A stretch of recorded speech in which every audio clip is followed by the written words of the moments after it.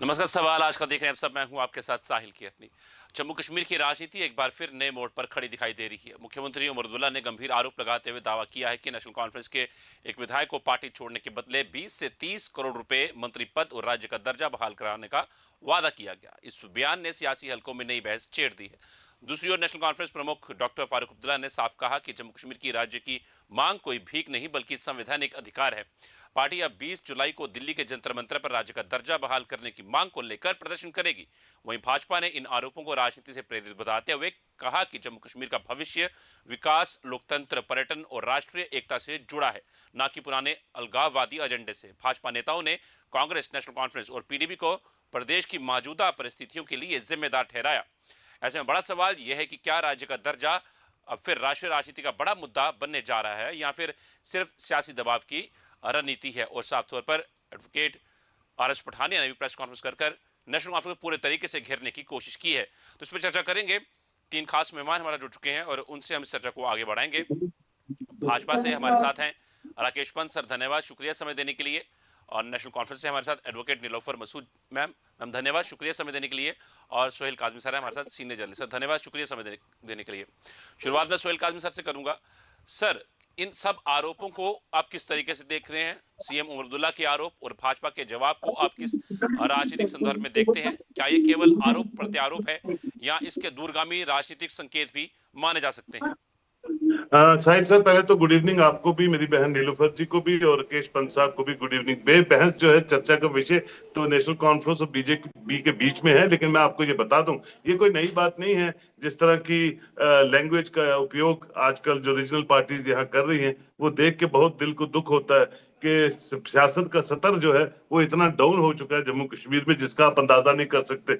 लेकिन यह है कि जो उमर अब्दुल्ला ने अपने एक भाषण में कहा है, उन बातों में बहुत सी चीजें सच्चाई भी है, क्योंकि हम जानते हैं जब से सरकार बनी है, कोशिश यही की जा रही है कि किसी तरह सुबह नहीं तो दोपहर, दोपहर नहीं तो शाम, आप देख लीजिए कि जो बाकी अपोजिशन के लीडर्स हैं वो किस तरह से सरकार गिराने की या खुद ही स्लिप होने की बातें करते हैं। तो वो इंडिकेट करता है, और हम भी जानते हैं, रउल्ला साहब से भी हमारी मुलाकात हुई, बहुत बार मेरे साथ बात करते हैं, ये बाकी लोग भी हैं, 2005 तक ये पहुंच भी गए थे, लेकिन वो चीज बनी नहीं जो समीकरण अपोजिशन चाहती थी। अब ये जो बात सामने आई है उसमें उन्होंने पब्लिकली ये कहा है, तो मुझे लगता है उसमें कुछ ना कुछ सच्चाई है, क्योंकि हॉर्स ट्रेडिंग को जम्मू कश्मीर में पहली बात नहीं है। हॉर्स ट्रेडिंग हर रियासत में, हर स्टेट में, महाराष्ट्र हो, महाराष्ट्र में तो सरकार ही सुबह 5 बजे बना दी थी और 10 बजे आपको पता होगा सरकार गिर गई।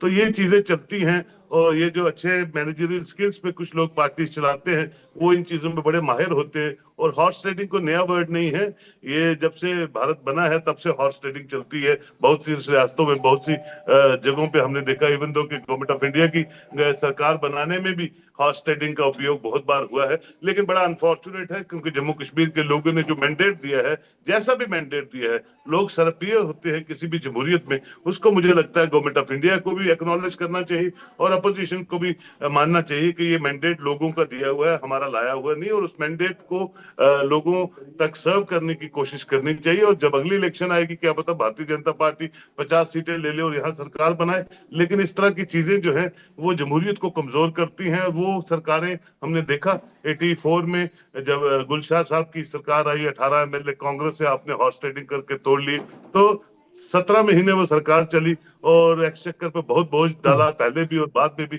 और फिर जो है अच्छी चीजें जो है वो प्रिवेल नहीं कर पाई। तो ये चीजें वक्ती तौर पे तो आपको डिविडेंड दे देती हैं, लेकिन लॉन्गर वे में इनका इम्पैक्ट जो है सोसाइटी पे या सियासी एटमोसफेयर पे अच्छा नहीं पड़ता है। खासकर एक ऐसी रियासत जो बड़ी सेंसिटिव है, जिसको जम्मू कश्मीर हम बोलते हैं, और अब तो बहुत सी चीजों से दुश्वार है जम्मू कश्मीर, उसमें इस तरह की चीजें हों और फिर लोगों पे बोझ पड़े, मैं समझता हूँ अच्छी बात नहीं है सर। एडवोकेट नीलोफर मैम का। मैम, मुख्यमंत्री उमर अब्दुल्ला ने बेहद गंभीर आरोप लगाए हैं। क्या इनका कोई भी प्रमाण है जो सार्वजनिक किया जाना चाहिए? जिस तरह की बातें रखी गई हैं वो बहुत ही इंपॉर्टेंट है और साफ तौर पर एलिगेशंस हैं ये भाजपा के ऊपर, और भाजपा ने भी इस पर पलटवार किया है, अपनी प्रेस कॉन्फ्रेंस की है और साफ तौर पर कोर्ट तक ले जाने की बात तक ये कही है एडवोकेट आर.एस. पठानिया ने। आपका बहुत बहुत शुक्रिया मुझे आज मधु करने के लिए। हमारे यहाँ को पैनलिस्ट है, सलाम आदाब। देखिए, मुझे लगता है कि ये बहुत ही सीरियस चार्जेस है जो एक हाईएस्ट डेमोक्रेटिक चेयर से आई हुई है। इसको हर किसी को सीरियसली लेना पड़ेगा, क्योंकि आप खुद जानते हैं कि जो हमारे एलओपी साहब है, इससे पहले भी उन्होंने जब बयानात दे दिए, उसमें भी उन्होंने कहा कि बस एक दिन, दो दिन, चार दिन के बाद हुकूमत गिर जाएगी, आप देख लीजिए होता क्या है। उतना ही नहीं, साथ में ये भी कह दिया कि जब बीजेपी की सरकार होगी तभी स्टेटहुड हो जाए आ जाएगी। तो इन आंकड़ों को, इन डॉट्स को मिलाने की जरूरत है, क्योंकि हमेशा से ये कहते हैं कि लास्ट टाइम भी उन्होंने कहा कि अगर आप मुझसे एफिडेविट लेना चाहते हैं, मैं वो भी देने को तैयार हूं, और ये कहने के लिए आपको तैयार हूं कि ये जो सरकार है कुछ ही दिनों में गिरने वाली है, कुछ ही महीनों में गिरने वाली है। ये हमेशा उनका जो ये राग अलापना होता है, ये हमेशा चलता रहता है। अब चूंकि एक प्रमाण जो है, जो आप एविडेंस की बात कर रहे हैं, कि माननीय सीएम साहब ने खुद कहा है कि उन्होंने इशारा भी दे दिया है, उन इशारों में ये भी कहा है कि कौन शख्स था और वो किसके पास गया, कैसे गया, और कितना पैसा देने की बात की, और ये भी कहा उनसे कि आपको मिनिस्टेरियल बर्थ ही नहीं बल्कि स्टेटहुड भी फिर उस वक्त रेस्टोर कर दिया जाएगा। ये तो एक शख्स है जिनका उन्होंने जिक्र किया है, और उनके ही स्टेटमेंट से ये मालूम होता है कि शायद कुछ और लोगों को भी अप्रोच किया जा सकता है या किया हुआ होगा, तो जिन्होंने साफ तरीके से इनकार किया हुआ है। तो ये छोटी बात नहीं है। देखिए, हम डेमोक्रेसी पर यकीन रखने वाले लोग हैं। आप खुद जानते हैं 5 अगस्त 2019 के बाद कैसी सिचुएशन यहाँ पर रही, लेकिन उसके बाद भी, उसके बावजूद भी यहाँ के लोग बाहर निकले, उन्होंने इस डेमोक्रेसी पर यकीन रखा, उस डेमोक्रेसी को बहाल करने के लिए उन्होंने मैसिव मैंडेट एक पार्टी को दे दिया। क्या वजह है आज की डेट तक जो हमसे वादे किए गए, देखिए लिमिटेशन भी होगी, इलेक्शंस भी हो गए, सुप्रीम कोर्ट की फाइंडिंग भी सामने है, लेकिन बावजूद उसके भी अभी तक न तो बिजनेस रूल्स आपके यहाँ है और ना ही स्टेटहुड को रेस्टोर कर दिया गया है। हर जगह कोशिश की जाती है कि कहीं ना कहीं इस गवर्नमेंट जो है, इलेक्टेड रिप्रेजेंटेटिव की जो गवर्नमेंट है, इम्पेडिमेंट्स क्रिएट की जाती हैं, ताकि ये लोगों में इंकशाफ फैलाना चाहते हैं, कि कुछ ये नैरेटिव बनाना चाहते हैं कि गवर्नमेंट कुछ नहीं कर रही है, लेकिन ये खुद नहीं सोचते। इनके एमएलए साहिबान भी है, 29 उनका नंबर है, वो खुद भी जानते हैं कि वो कितना डिलीवर कर पा रहे हैं इस यूटी में। अब मुझे लगता है कि एक वक्त आ चुका है कि 2 साल भी गुजरने को आए, हमने अपनी प्राइम मिनिस्टर साहब पर यकीन रखा, हमने अपने होम मिनिस्टर साहब पर भी यकीन रखा कि कुछ दिनों में, कुछ महीनों में ये रेस्टोर हो जाएगा हमारा स्टेट, लेकिन वो हो नहीं रहा है। तो हम मजबूर हो गए हैं कि एक पीसफुल प्रोटेस्ट, जिसकी शुरुआत आज आपने देखी, मरहूम मादरे मेहरबान का आज दिन था, 26वीं बरसी थी उनकी। तो इससे पहले भी उन्होंने ये तहरीक चलाई हुई है, अब हमारे कांधों पर ये जिम्मेदारी है, उसके पोते पर जिम्मेदारी है, उसके बेटे पर जिम्मेदारी है, ठीक इसी तरीके से यहाँ के लोगों पर जिम्मेदारी है, जो जी। चाहे इरेस्पेक्टिव ऑफ द पार्टीज, उसमें बीजेपी भी शामिल है, क्योंकि मैं जानती हूं कि जब उनके इलेक्टेड रिप्रेजेंटेटिव है, उनके लोगों की आशाएं भी उनसे होंगी, वो भी चाहते होंगे कि स्टेटहुड रेस्टोर हो, दबे अल्फाजों में ही सही, लेकिन वो कहते रहते कि होना चाहिए स्टेटहुड को रेस्टोर। अब उनकी मजबूरियां क्या है मैं नहीं जानती। एक प्लेटफॉर्म पर सब सेक्शन ऑफ सोसाइटी, जिनको जो लोग भी रिप्रेजेंट कर रहे हैं, उनको आना चाहिए, आज मांग रखनी चाहिए with in the four corners of constitution, अपने ही पार्लियामेंट से हम मांग कर सकते हैं, गुहार लगा सकते हैं, और हम पर उम्मीद है आने वाले वक्त में जो ये हमारा स्टेटहुड है और जो भी हमारे हुकूक है, उनको रेस्टोर कर दिया जाएगा। जी ठीक है, मैं दोबारा करता हूं रुख आपका, मैं रुक करता हूं राकेश पंसर का। सर, मुख्यमंत्री उमर अब्दुल्ला का आरोप है कि एनसी विधायकों को 20 से 30 करोड़ रुपए मंत्री पद और राज्य का दर्जा देने का प्रस्ताव मिला। क्या भाजपा इन आरोपों को पूरी तरह खारिज करती है? हालांकि प्रेस कॉन्फ्रेंस करके एडवोकेट आर एस पटेल साहब को ये कर ही दिया है, पर पार्टी इस मामले की निष्पक्ष जांच की भी बात रखती है, वो इस बात को किस तरह से देखती है?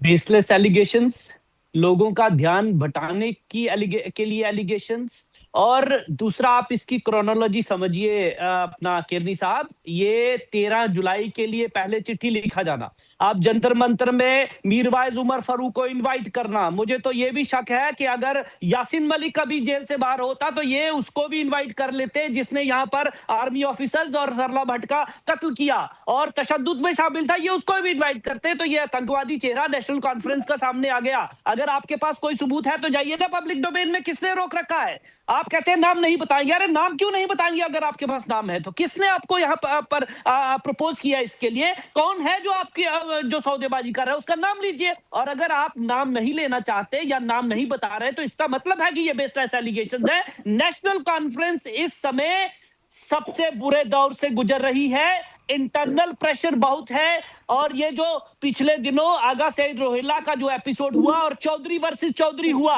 जितने एमएलए है वो उप मुख्यमंत्री के खिलाफ है, लोगों का ध्यान भटकाने की साजिश है ये। और भारतीय जनता पार्टी चुप नहीं बैठेगी, भारतीय जनता पार्टी इसके इख्तिताम तक जाएगी कि किस तरह इन्होंने ये इल्जाम लगाए हैं और इसके पीछे कौन लोग हैं। क्या आप मुझे बताइए, एक एमएलए से सरकार गिरेगी क्या?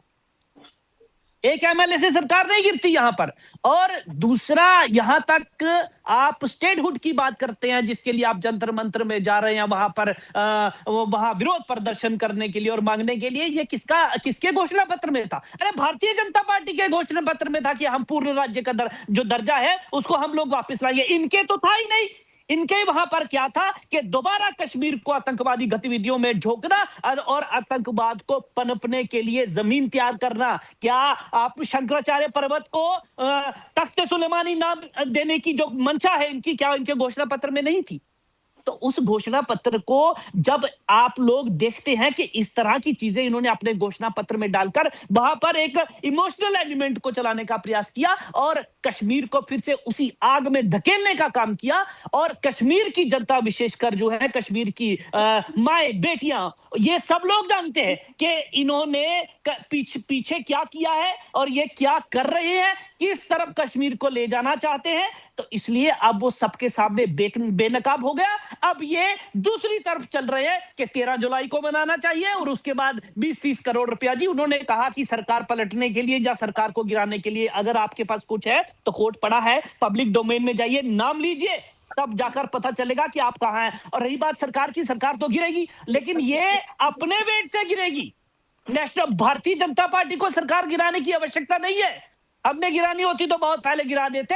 लेकिन ये जो फेलियर है नेशनल कॉन्फ्रेंस का, सबसे नकारा मुख्यमंत्री साबित हुए हैं उमर अब्दुल्ला साहब। जो इन्होंने पोल प्लान किए, जो घोषणा पत्र इनका था, एक वादा पूरा हुआ नहीं हुआ। तो लोगों के सामने कश्मीर में जाकर टोपी टोपी करके वहां पर लोगों युवाओं से आपने वोट मांगे। क्या बोल रहे हैं आप? जब उन्होंने वोट, सुन लीजिए ना, क्या परेशानी है? वो मैं आपकी नहीं बोला नीलोफर जी, आपके भी चीफ मिनिस्टर है, आप थोड़ा सा एहतराम से बात कीजिए। वो खाली हमारी चीफ मिनिस्टर नहीं है। आप प्रधानमंत्री जी के ऊपर आक्षेप करें और हम मुख्यमंत्री के लिए बोले तो हमारे भी मुख्यमंत्री लगाया। वो मेरे भी प्रधानमंत्री है। सुन लीजिए, आप उसकी करते हैं, मैं भी करती हूँ, सुन मैं लीजिए, भी करती हूँ। सुन लीजिए, मैं आ रहा हूँ आपके पास, आ रहा हूँ, आप इसे जवाब सुन लीजिए, के पास नहीं जाऊंगा, आपसे जवाब लेता हूँ मैं। वही कश्मीर के लोग और वही नेशनल कॉन्फ्रेंस के लोग जो है वो पर्दे के पीछे और कैमरे के बाहर कहते हैं कि एलजी शासन अच्छा था, यहाँ काम तो होते थे। अरे 5-5 हजार रुपया ये जो पटवारी था, एक मरले का इन्होंने रेट रखा है, वहां पर फेलियर साबित हुए हैं आप। मूलभूत सुविधाएं नहीं मिल रही है, पानी नहीं मिल रहा कश्मीर में, श्रीनगर में प्रॉपर में, वहां फेलियर साबित हुए हैं आप। उसका ध्यान भटकाने की कोशिश है और ज्यादा कुछ नहीं। रही बात सरकार की, सरकार आज है कल नहीं रहेगी और इसके बारे में कौन क्या कह सकता है। लेकिन ये जो आपने एलिगेशन लगाई है, इसके लिए आप पब्लिक डोमेन में जाइए ना, नाम लीजिए, तब मालूम पता पड़ेगा कि आप कहां पर स्टैंड करते हैं। जी नीलोफर मैम, मैं आपसे जवाब लेके फिर मैं सोहेल सर का रुख करूंगा। जी मैम। देखिए, बहुत ही बदकिस्मती की बात है जो इन्होंने यहाँ पर बातें रखी। पहली बात, उन्होंने झूठ जो यहाँ पर बोला नेशनल मीडिया में कि हमने स्टेटहुड की बात अपने मैनिफेस्टो में रखी नहीं है। सिर्फ ये लोग हैं जिन्होंने उसके बारे में लिखा हुआ है। आप हमारा मैनिफेस्टो पढ़ लीजिए और जब पहला बिजनेस डे था असेंबली का, उसमें पढ़ रहे हैं कश्मीर के लोग। सर ठीक है, मैं आप सुन ना, अब आपका झूठ सामने आ रहा है ना। दूसरी बात, आपने ये कही कि मैनिफेस्टो में आतंकवादियों को आगे बढ़ाने की बात लिखी गई। किस जगह लिखी गई है? मुझे बता दीजिए ना, कहां पर, किस श्लोक में, किस जगह पर, कहां पर लिखा गया है? आप ऐसी बातें कर रहे हैं जो बिल्कुल काला झूठ नहीं, सफेद झूठ, जो झूठ का रंग हो सकता है वो आप कोशिश कर रहे हैं उसको सामने रखने की। आप किसी मीडिया पर बात कर रहे हैं तो जिम्मेदार शख्स आप भी है, यहाँ पर सब पैनलिस्ट जिम्मेदार शख्स है, आप पर भी जिम्मेदारी आयद होती कि सच बोले सामने। और जो ये नैरेटिव आप फैला रहे हैं कि भाई नाकारा हुकूमत है, नाकारा आदमी है, कुछ नहीं कर पा रहा है, ये आप क्यों नहीं कहते नहीं कि तो ये नीलोफर जी, ये हम नहीं कह रहे हैं, आप ही के मुख्यमंत्री, आप ही के मंत्री कह रहे हैं कि हमें काम नहीं करने दिया जाता। आप ही के मुख्यमंत्री कह रहे हैं कि हमें काम नहीं करने दिया वो जा रहा। लोग हैं जो ये आंखें मूंद कर बैठे हुए हैं और ये नहीं समझते कि स्टेटहुड हमें क्यों नहीं रेस्टोर हो रहा है। नाकारा वो लोग हैं जो कहते हैं कि जो काले को झूठ बनाने के लिए सफेद भी बोलेंगे, पीला भी बोल देंगे। नाकारा तो वो लोग हैं। क्या आपके एमएलए साहिबान नहीं जानते कि यहाँ पर बिजनेस रूल नहीं है? क्या आप खुद नहीं जानते कि 2 साल से जो रिऑर्गेनाइजेशन एक्ट में लिखा गया है, discretionary power of LG that will be defined, उसके लिमिटेशंस क्या है उसको डिफाइन करना है। अभी क्या वजह है 2 साल तक वो चीजें डिफाइन नहीं हो रही है और उसी की आड़ में इतनी चीजें यहाँ पर हो रही है। नंबर 1। नंबर 2, जो ये नैरेटिव आप फैला रहे हैं कुछ नहीं हो रहा है, कुछ नहीं हो रहा है। आप मुझे बताइए, चाहे वो एजुकेशन का सेक्टर है, कितने सालों से वहां पर इंफ्रास्ट्रक्चर की प्रॉब्लम थी, एक ही जगह पर आपने लोगों को अटका कर रखा हुआ था। और स्कूल्स में, कॉलेजेस में जो गरीब बच्चे, एएवाई के बच्चे हैं, उनको फ्री तालीम देना, उनको फ्री बस सर्विस दे देना, हर कोई चीज मुहैया कर रहा है उनके लिए, स्मार्ट क्लासेस दे देना, ये हुकूमत काम कर रही है ना। लेकिन आपको नजर नहीं आएगा क्योंकि आप तो नाकारगी में ही फंसे हुए हैं। फिर आप हेल्थ सेक्टर ले लीजिए, हेल्थ सेक्टर में कोशिश की जाती है कि चाहे सिंपल से सिंपल एमआरआई है वो पॉसिबल हो, यहाँ पर कैथ लैब्स हो, दूसरी चीजें हो, उस इंफ्रास्ट्रक्चर को आगे बढ़ाना, क्या ये काम नहीं हो रहा है? लेकिन आप तो कहेंगे ना कर रहे हैं, कुछ नहीं कर रहे हैं। क्या एग्रीकल्चर में कोशिश नहीं की जा रही है कि जो सिक एंड एलिंग था, जो हमारा फ्रूट जो था स्कैब की नजर हो गया था, क्या हमारी कोशिश ये नहीं रही है कि हम सॉइल कल्चर को पढ़ के, सर्वे करके उन चीजों को आगे बढ़ाए जो सॉइल जिस चीज के लिए है? तो हम तो कोशिश कर रहे हैं, हर जगह कोशिश कर रहे हैं, लेकिन जहां पर आपको स्टेटहुड के लिए बात करनी, आप तो बात करेंगे नहीं। आप बस उस चीज को ही डाइवर्ट करने के लिए ऐसी चीजें बोल देंगे, भाई गवर्नमेंट आज भी गिरेगी, कल भी गिरेगी। इस नोशन से आप बाहर आ जाइए। मैं आपसे रिक्वेस्ट करूंगी कि आपके मेहमान भी है, कि आप नहीं चाहते कि एक स्टेटहुड हमें फुल फ्लेज्ड हो? क्या अगर एक साइड से हमें ये कहा जाता है, 2019 को भी हमें 5 अगस्त को ये कहा गया कि जम्मू कश्मीर ताज है हिंदुस्तान का, अगर ताज है, आज मैसिव मैंडेट लोगों ने दिया है, क्या उन लोगों की उम्मीदें अपने ही देश के प्रधानमंत्री से नहीं है? क्या उनकी उम्मीदें अपने ही कॉन्स्टिट्यूशन आइन पर नहीं है? तो बहाल कीजिए ना। हमें भी तो महसूस हो कि जम्मू कश्मीर जो है, जो एक वेल डेवलप्ड था, प्रॉस्परस था, अभी भी आपके दिलों में है, राज कर रहा है, ताज की तरह आपके सर पर है, लेकिन आप तो वो चीजें मानने के लिए तैयार ही नहीं है। इससे बढ़कर मैसिव मैंडेटेड गवर्नमेंट को क्या हो सकता है? लेकिन शायद आपको ये हजम ही नहीं हो रहा है कि जम्मू कश्मीर नेशनल कॉन्फ्रेंस की हुकूमत है। कहीं ना कहीं ये चीजें डाइजेस्ट करने की जरूरत है। देखिए, आज 65% जो है लोग बाहर आए हुए हैं, उन्होंने वोट किया है। किस लिए वोट किया, मुझे ये बताइए दीजिए ना, किस लिए वोट किया? बेसिक चीज है, आप कहते हैं कि पानी नहीं है, आपका ही स्लोगन तो ये है कि हर घर नल, हर घर जल है, तो कहाँ गया वो जल? मुझे बता दीजिए ना, कहाँ गया वो? जेजेबी में इतनी आपने ये जल विभाग में आपने इतनी स्कीमें लाई जिसमें आपने कहा कोई घर ऐसा नहीं बचा है जम्मू कश्मीर में, पूरे हिंदुस्तान में, जहां पर पानी नहीं है। तो क्या हो गया कि अब 1.5 साल में हमने वो पानी भी ले लिया? तो ये चीजें जो होती है ना, बेहतर रहेगा कि हम सब एक पेज पर खड़े होंगे, पीसफुली खड़े होंगे। हम अपने देश से कहेंगे, आप कह रहे हैं कि जो हमारे हकूक है आप बहाल कीजिए। अगर आप सही मानों में कहते हैं दिल्ली से दिल की दूरी जो जम्मू कश्मीर की, उसको खत्म करना है, इससे बढ़िया मौका कब मिलेगा? इससे बड़ा अप्रोप्रिएट टाइम कब हो सकता है? कब आएगा जब लोग 370 को जब खत्म किया गया, यहाँ पर रोन डाला गया, उसको 35A को खत्म किया गया, फिर भी लोगों ने विश्वास डेमोक्रेसी पर ही किया ना, फिर भी वो बाहर आ गए, फिर भी उन्होंने यकीन रखा कि हमारे माननीय प्राइम मिनिस्टर साहब हमें कह रहे हैं कि आपको रेस्टोर किया जाएगा, जो भी आपसे छीना गया है वो आपको दे दिया जाएगा। हम वही तो मांग रहे हैं। तो आप डाइवर्शन में चले जाते, भाई गवर्नमेंट कुछ नहीं कर रही है, गवर्नमेंट कुछ नहीं कर रही है। क्या आप नहीं जानते जब इलेक्शंस होने वाले थे तो एलजी के पावर्स को बढ़ा दिया गया? ये आप नहीं जानते? आप अच्छी तरह जानते हैं, लेकिन फिर भी एक नैरेटिव जनरेट करने की बार बार वो कोशिश, कुछ नहीं हो रहा है, कुछ नहीं हो रहा है। भाई जितने लिमिटेड वसाइल है उनमें हो रहा है, लेकिन we want to see our state जो हमारा स्टेट था प्री 2019, हम चाहते हैं वैसा ही हो, वैसे ही इंडिपेंडेंस हो, वैसे ही फाइनेंस पर हमारे कंट्रोल हो, वैसे ही हमारे पुलिस पर हमारा हम्म। कंट्रोल हो, ठीक। वैसे ही हम सक्षम हो यहाँ पर अपने अपने फैसले लेने के लिए। हम सब्जेक्ट टू ना हो, हम सब्जेक्ट टू अप्रूवल ना हो किसी और जगह, जैसे दूसरे स्टेट्स है। जी। ठीक है, मैं आप रखिए सर, एक मिनट देखिए। आता हूँ आपके उसमें, पहले सोहेल सर के बाद रुक करना चाहूंगा, फिर मैं आपका रुक करता हूँ। सोहेल सर, जिस तरह से बातें सामने आई, एडवोकेट हॉर्स पठानिया जो हैं एमएलए, उन्होंने भी प्रेस कॉन्फ्रेंस की और साफ तौर पर कहा कि हम कोर्ट तक इस बात को लेकर जाएंगे। नेशनल कॉन्फ्रेंस जो बातें रखी हैं, अगर किसी ने कहा है ऐसा, वो शख्स कौन है, उसका नाम जो है वो लेना चाहिए, वो वेन्यू क्या था, वो समय क्या था, वो जगह कौन सी थी जहां पर ये बातें रखी गई हैं। इस चीज को आप किस तरह देखते हैं? और हम जब भी चर्चा करने के लिए बैठते हैं तो बिजनेस रूल्स हमेशा जो हैं वो सामने आते हैं। हमेशा नेशनल कॉन्फ्रेंस ये बात जरूर रखती है बिजनेस रूल्स को लेकर। जी सर।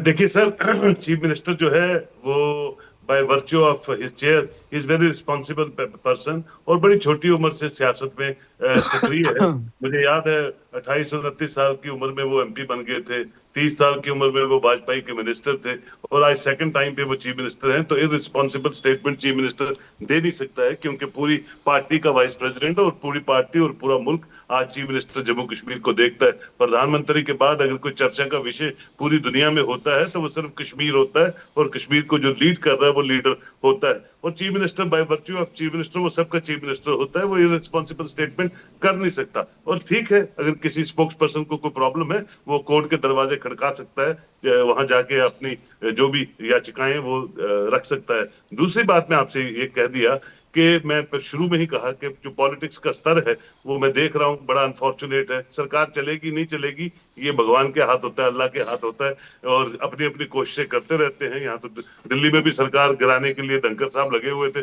शाम को 4 बजे वो पार्लियामेंट को प्रोसीडिंग्स को चला रहे थे, और 5 बजे सैक कर दिया गया। रहते तो शायद वहां भी सरकार चली जाती, वो भी हॉर्स ट्रेडिंग पे लगे हुए थे।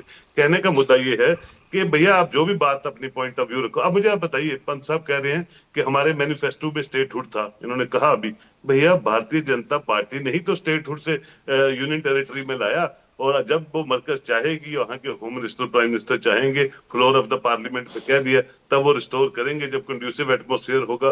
कल का बयान जो होम मिनिस्टर ऑफ इंडिया का है वो ये है कि नॉर्थ ईस्ट और जम्मू कश्मीर में डिक्लाइनिंग जो है वो 0% पे आ गई है मिलिटेंसी।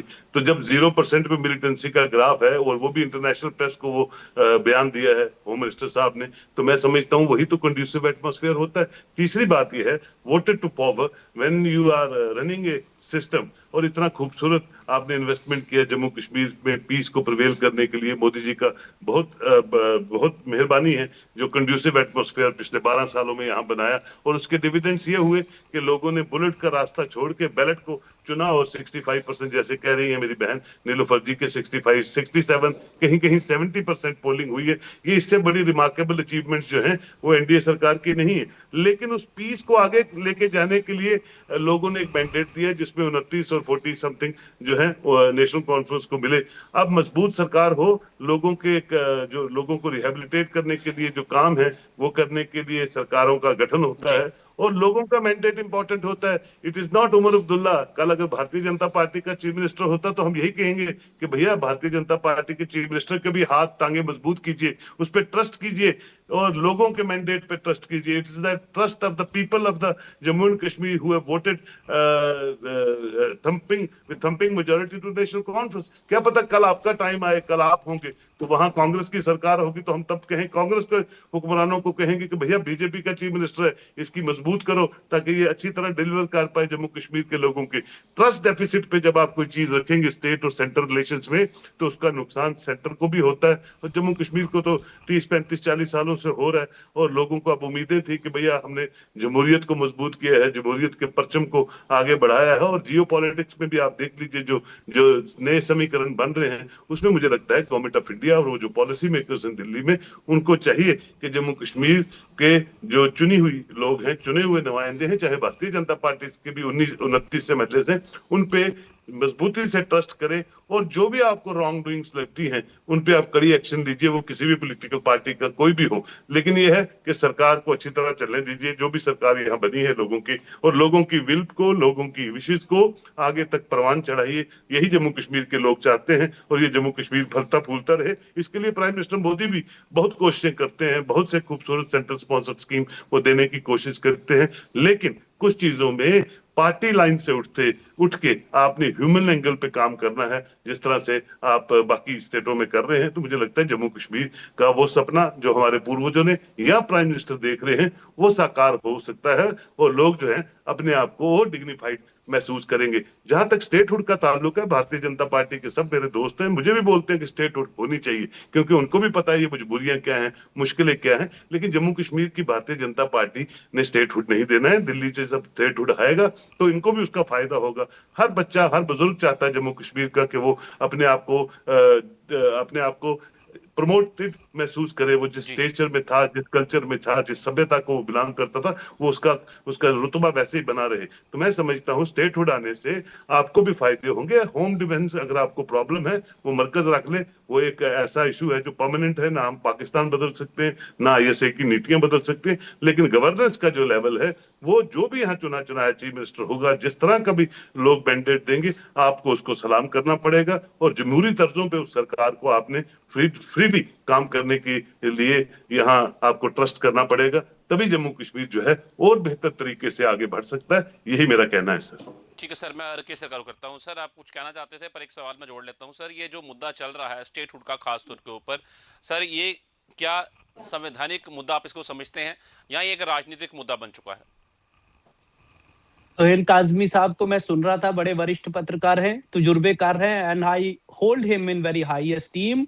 और जब उन्होंने कहा कि कहीं लोकतंत्र की बहाली के लिए प्रधानमंत्री जी ने प्रयास किए और मुख्यमंत्री जम्मू कश्मीर ने उनको धन्यवाद किया कि उनके प्रयासों से यहाँ लोकतंत्र जो है वो स्थापित हुआ है। मुझे ये बताइए, यहाँ पर 67% वोटिंग हुई, कई जगह 68 हुई, कई जगह 70% गई, अभी इन्होंने कहा। तो क्या इतनी परसेंटेज जो है वो, सोहेल काजमी साहब भी मुझे थोड़ा सा दुरुस्त करें कि क्या वो परसेंटेज इसलिए दी गई कि आप यहाँ पर 13 जुलाई के लिए चिट्ठी लिखे, सरला भट्ट के लिए चिट्ठी ना लिखे, आप यहाँ गिरजा टिक्कू के लिए चिट्ठी ना लिखे, कश्मीरियों का जो जेनोसाइड हुआ उसके लिए चिट्ठी ना लिखे, कश्मीरियों का जो एक्सोडस हुआ उसके लिए चिट्ठी ना लिखे, कश्मीरियों की जो जमीनें खरीदी गई औने पौने धामों के ऊपर उनको वहां से भगाएगा, इसके ऊपर कभी चिट्ठी ना लिखी। कमीशन बनाने के लिए चिट्ठी लिखी है ना कि कितने कश्मीरी पंडितों की यहाँ पर जमीनें जो है वो खरीद ली गई और उन्हें वहां से दरबदर किया गया। क्या इसके लिए 67% 70% वोटिंग हुई कि आप शंकराचार्य मंदिर जो है जिस पहाड़ी पे उसको तख्ते सुलेमानी का नाम देने का प्रयास करेंगे,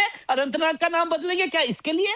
और यहां तक रही बात ये नीलोफर दीदी अभी बहुत भाषण दिया उन्होंने, तो मुझे लगा कि वो शायद चुनाव में जाने की प्रैक्टिस कर रही है कि उनको मालूम है कि सरकार कभी भी जा सकती है, क्योंकि सरकार अपने भार से गिरेगी, सरकार अंदरूनी लड़ाई से गिरेगी, सरकार आगा सईद रोहिल्ला के जो बयानात है उनसे गिरेगी, सरकार चौधरी वर्सेस चौधरी से गिरेगी। भारतीय जनता पार्टी को सरकार गिराने की आवश्यकता नहीं है, हम वहां बैठे हुए हैं, हमें मालूम है सब। लेकिन मुझे ये बताइए कि आपको विकास के लिए यहां मैंडेट मिला, क्या विकास किया आपने?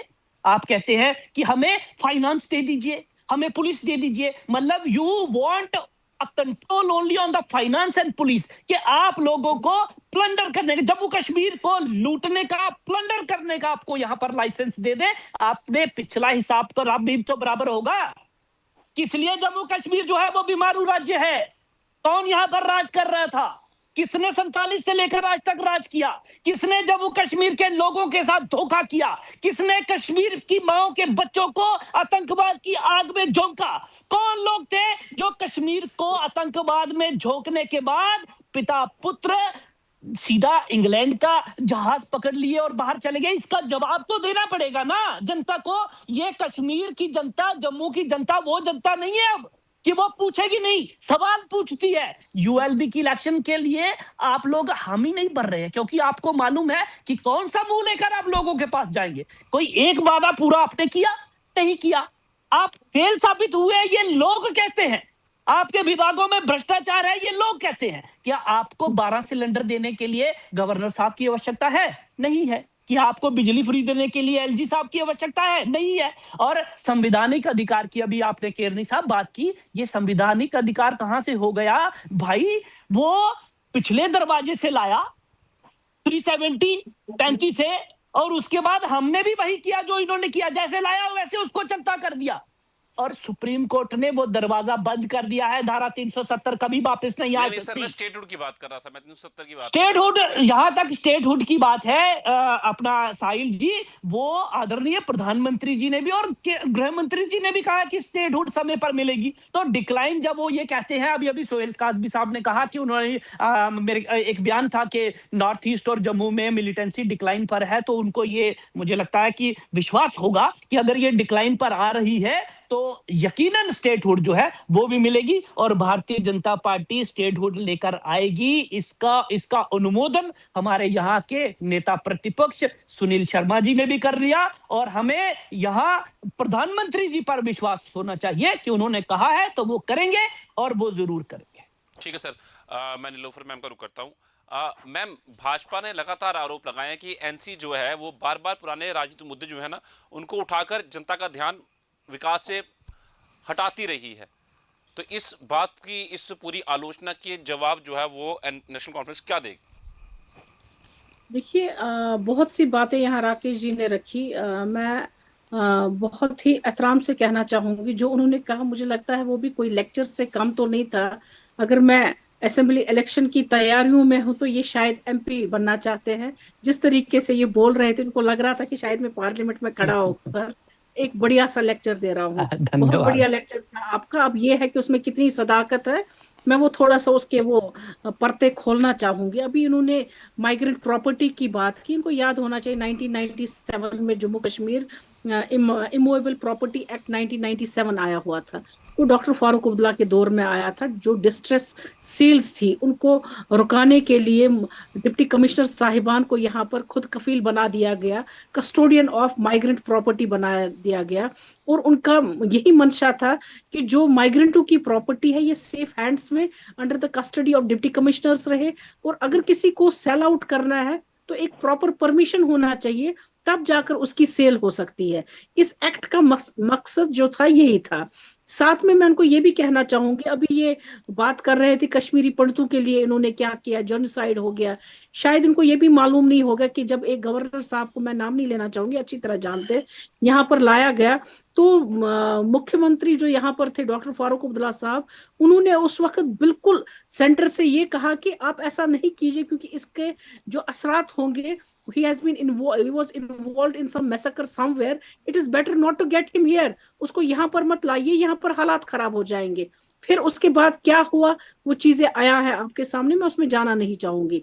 2009 से लेकर 2024 के बीच में एपेक्स कमेटी बनाई गई, जिसमें ये कहा गया कि किस तरीके से हम रिहेबिलिटेट करेंगे कश्मीरी पंडित जो यहाँ से निकल गए हैं 91-92 के दौर में, how will get them back.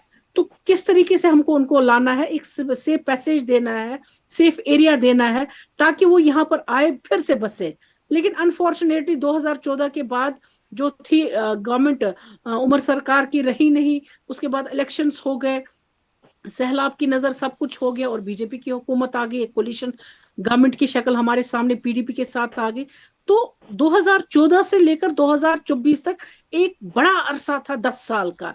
इन 10 सालों में इन्होंने कश्मीरी पंडितों के लिए किया क्या, किसको इन्होंने रिहेबिलिटेट किया, कहां पर रिहेबिलिटेट किया, किस तरीके से, अगर कुछ प्रॉपर्टीज थी वो रिट्राइव अगर होगी, वो तो उमर साहब की सरकार में लगभग 17,000 के कितने कनाल थे जिसको रिट्राइव कर दिया गया, ताकि उसको बाजाब्ता उन लोगों से जो एनक्रोचर्स है उनको एविक्ट करके लाया गया। इन लोगों ने क्या किया, इन्होंने तो हमेशा उनका इस्तेमाल किया है एज वोट बैंक, ये कहकर के भाई हम आपके लिए ऐसे करेंगे। अच्छा, पीएम पैकेज में दूसरी चीजें वो किसने किया, इनसे पूछ लीजिए, सामने बैठे हुए हैं। तो ये सारी चीजें जो है ये उमर सरकार ने ही की हुई है। रही बात स्टेटहुड की, देखिए कोई हम यहाँ पर वो चीज नहीं मांग रहे हैं जो अगेंस्ट कॉन्स्टिट्यूशन के हैं, कॉन्स्टिट्यूशन के दायरों में ही है। मुझे बता दीजिए कौन सा ऐसा स्टेट है जिसको डिग्रेड करके, जो एक फुल डेवलप्ड और प्रॉस्परस था, वो डेवलप होकर जो उसको फिर से यूटी बना दिया गया। हालांकि प्रमोट तो यूटी को स्टेट बना दिया जाता है, लेकिन अनफॉर्चुनेटली बदकिस्मत जम्मू कश्मीर ही है, क्योंकि एक्सपेरिमेंटल लैंड बन गई है। कोई भी एक्सपेरिमेंट करना है तो यही करना है सेंटर को। तो अनफॉर्चुनेटली जो डिग्रेडेशन आ गई है हर एक मेयार में, चाहे वो पॉलिटिक्स है, चाहे वो ये है, कोई भी चीज है। ये करप्शन की अभी बात कर रहे थे, करप्शन में इनसे पूछ लीजिए, SI exam, FA exam, engineering के एग्जाम, जितने भी एग्जाम, हाल ही में नीट जो हुआ, तो हर कोई एग्जाम अगर इन्होंने लिया, लिस्ट भी सामने आई, फिर इनको वो खत्म करनी पड़ी, कलादम करनी पड़ी। तो करप्शन तो वहां है। अगर कोई शख्स करप्ट था, आपके पास 10 साल थे, अगर जी किसी ने गलत किया था, चाहे कश्मीरी पंडित के साथ, चाहे मुसलमान के साथ, सिख के साथ, किसी भी के साथ गलत किया हुआ था, किसी ने करप्शन किया हुआ था, आपके पास तो भाई लॉ एंड ऑर्डर भी था, फुल फ्लेज्ड आप स्टेट में काम कर रहे थे, आपके पास कोई कदगन नहीं थी। तो आपने खड़ा करना था ना कटेरे में उन लोगों को, रिट्राइव करना था जिन्होंने एनक्रोचमेंट की थी, जिन्होंने यहाँ पर करप्शन जी किया था। वो पैसा लाना था, वापस लाना था। आपके पास ईडी है, आपके पास कौन सी ऐसी एजेंसी नहीं है जिसका आप इस्तेमाल नहीं कर सकते थे? तो ये कहना कि भाई ये करप्ट है, वो है, ये है, ये तो सारी बातें कहने की होती हैं। 10 साल का अरसा कोई मामूली नहीं होता है, बहुत बड़ा अरसा होता है। तो जब भी आप बात करते हैं, जी जिम्मेदारी से बात कीजिए, बेहतर वही रहेगा। एक नैरेटिव जनरेट करने की कोशिश कि हर कोई आप समझ लीजिए जो भी बुराई है इसी हुकूमत में है, ये कहना बिल्कुल गलत है आपका। क्योंकि आया है, अगर गलत होता तो आपके पास टाइम था, आपके पास वक्त था, आप लोगों को खड़ा कर सकते थे, पिन पॉइंट कर सकते थे, सामने लाकर कह सकते भाई इधर इन्होंने गलत किया है। But you have failed in that, and today you can not से कि ये लोग जो है ये करप्ट है या इन्होंने कुछ भी नहीं किया है। तो जिस चीज को आपने हमेशा जी वोट बैंक की तरह इस्तेमाल किया, आपने तो उनको कुछ भी नहीं किया। मुझे नहीं लगता है कि एक जवाजियत बनती है अब वो मुद्दा उठाने की। हमने कोशिश की है, हमारी कोशिश की ही वजह से है। हमने लास्ट टाइम भी कहा कि जो कमेटी हमने अपेक्स कमेटी 2009 से 2014 तक बनाई, हम उसको रिवाइव करना चाहते हैं।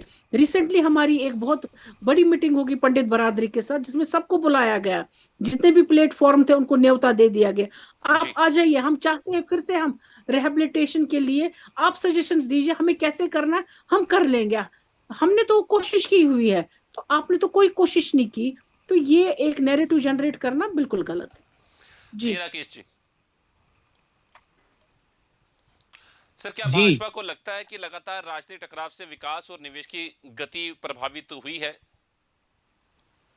देखें, यहाँ बहुत सारी इंडस्ट्रीज हैं जो यहाँ पर इन्वेस्ट करना चाहती हैं, लेकिन मुख्यमंत्री का रवैया और उनकी सरकार में जिस तरह the cake is too big, और they are demanding their share only, कि जी सब में वो तकसीम हो जाए, इसी की लड़ाई उनके विधायकों में है। यहाँ भ्रष्टाचार के इल्जाम जो है वो नीचे से लेकर ऊपर तक लग रहे हैं, सबको मालूम है ये। और नीलोफर दीदी बोलती हैं कि हमें खुले हाथ दे दीजिए। मुझे बताइए कि क्या जब आपने चुनाव लड़ा और उसके बाद आपने पहले तो कहा, मुख्यमंत्री जी ने उस समय, उमर साहब ने ये कहा कि वो चुनाव नहीं लड़ेंगे यूटी के अंडर, लेकिन उसके बाद वो चुनाव में कूद पड़े, तो आपको तब मालूम नहीं था कि आपके हाथ बंधे हुए हैं और ये यूटी है, यहाँ पर चुनाव लड़ रहे हैं आप? लेकिन जब आपने लड़ा, जब आपने घोषणा पत्र में ये वादे किए, जब आपने लोगों के लिए काम करने का वहां बोला, और जब आप नहीं कर पाए, तो उसके बाद जब आप फेल साबित होते हैं लोगों के सामने,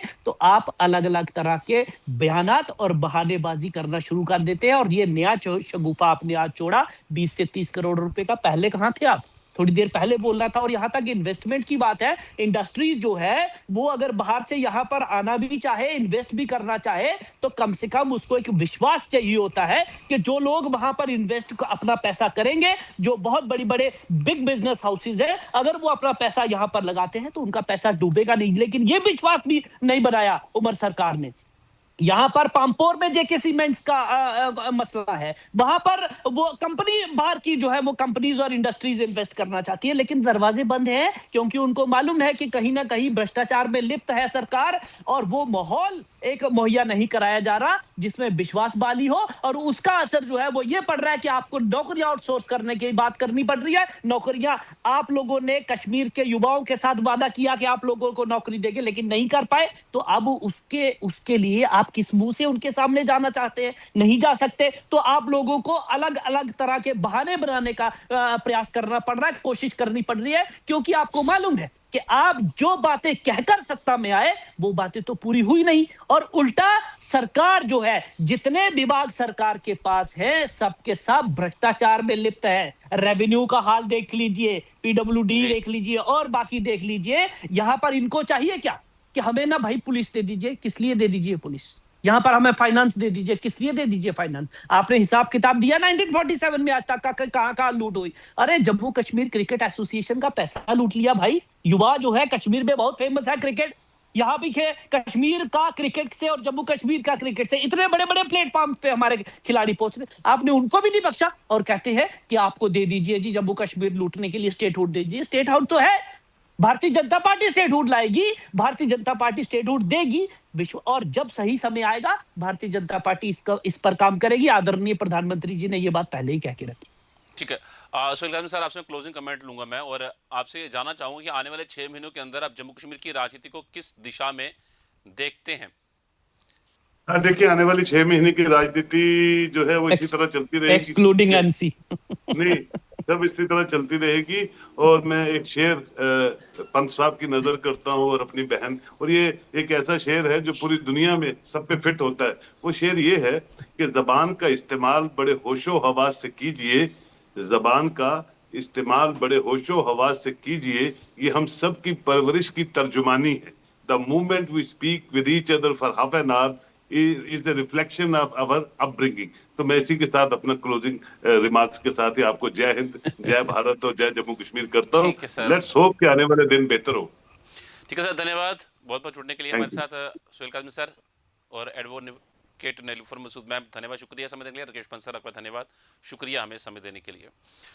तो जम्मू कश्मीर में राज्य का दर्जा, राजनीतिक आरोप और लोकतांत्रिक अधिकारों की बहस एक बार फिर केंद्र में है। एक तरफ नेशनल कॉन्फ्रेंस पार्टी तोड़ने की कोशिश और राज्य का दर्जा बहाल करने की मांग उठा रही है, तो दूसरी ओर भाजपा विकास, लोकतंत्र और राष्ट्रीय एकता को प्राथमिक मुद्दा बता रही है। फिलहाल आरोपों की स्वतंत्र पुष्टि नहीं हुई है और राजनीतिक बयानबाजी लगातार तेज हो रही है। अब सभी की नजर 20 जुलाई के प्रस्तावित प्रदर्शन और केंद्र की आगे की प्रतिक्रिया पर रहेगी। सबसे बड़ा सवाल यही है कि क्या संवाद से समाधान निकलेगा या सियासी टकराव और गहरा होगा। दार्श न्यूज पे खबरों का सिलसिला चलता रहेगा। मुझे दीजिए इजाजत, नमस्कार।